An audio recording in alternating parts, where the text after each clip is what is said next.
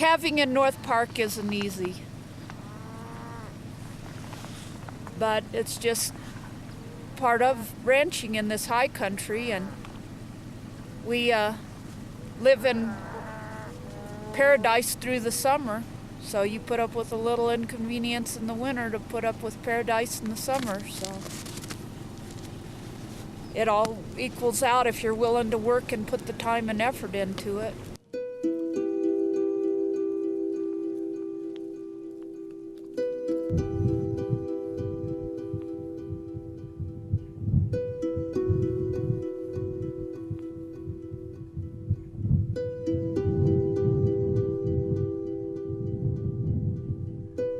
My husband, Danny, his family started ranching in North Park in the 1870s. So we're an old family ranch here.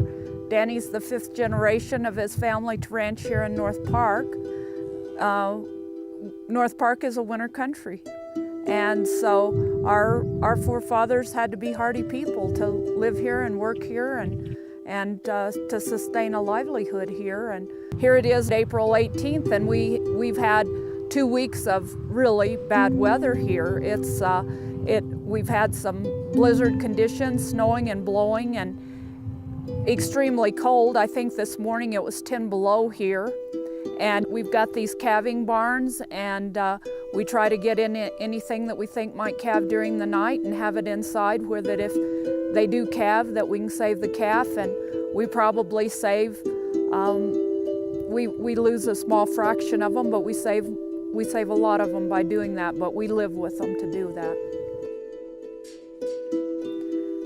I was ranch raised. I love ranching. I love cattle. I love horses. I love God's creation. I love being a part of it. I can think like a cow. I can think like a horse, and that's to our benefit, you know, to be able to relate to animals. It's not about tradition. You know, I've had people say to me, "Why do you still continue to do things?" They call it the old-fashioned way, and I say it's not. You know, number one, it's economics. We're an old family ranch, and we're still in business because we watch our bottom line. And I'm sure that that's one reason why we're still in business, and some people, old family ranches are out of business, is because you can't keep up with the Joneses. You can't do everything just because it's modern and that's the way that it's done. You have to watch where your assets are. And we do a lot of things the way we do for economic reasons, because it makes sense and because we can stay viable by doing it that way. And I have to say that there is some carrying on legacies and traditions that are important to Danny and I. When we're out of the picture, it might not be important to the next generation, but for us, it's still important.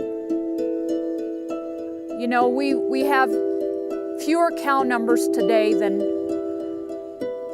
probably ever. The cow numbers are shrinking.